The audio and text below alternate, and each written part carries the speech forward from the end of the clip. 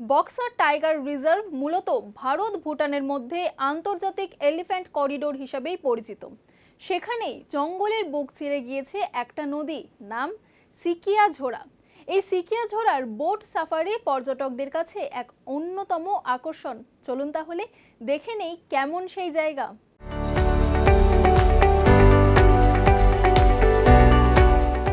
উত্তরবঙ্গের বক্সা টাইগার রিজার্ভের ঘন সবুজ অরণ্যের মধ্যে দিয়ে বয়ে চলেছে এক অপূর্ব সুন্দর নদী সিকিয়াঝোড়া।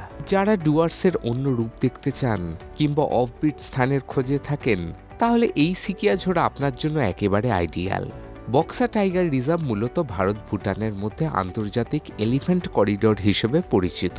এই বনাঞ্চল জীববৈচিত্র্যে ভরপুর, আর তার মাঝেই সিকিয়াঝোড়ার বোট সাফারি আজ পর্যটকদের অন্যতম আকর্ষণ।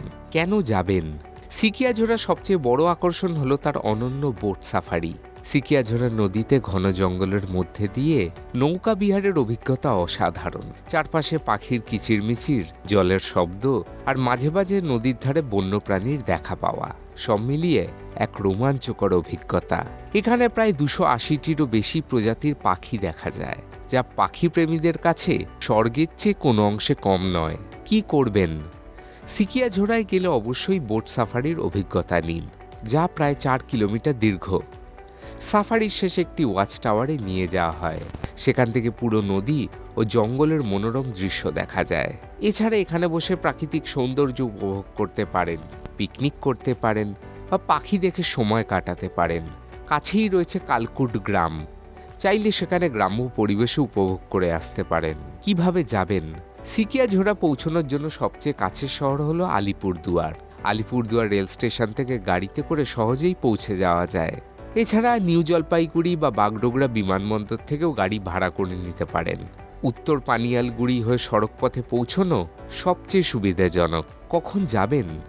বর্ষাকাল অর্থাৎ জুনের মাঝামাঝি থেকে সেপ্টেম্বর বাদ দিয়ে বছরের যে কোনো সময় এখানে যাওয়া যায়। তবে সকালবেলা বা বিকেলের সময় বোট সাফারি করলে বন্যপ্রাণী দেখার সম্ভাবনা সবচেয়ে বেশি থাকে। তাহলে আর কি, বর্ষার সময়টা বাদ দিয়ে ঘুরে আসুন সিকিয়াঝোড়া।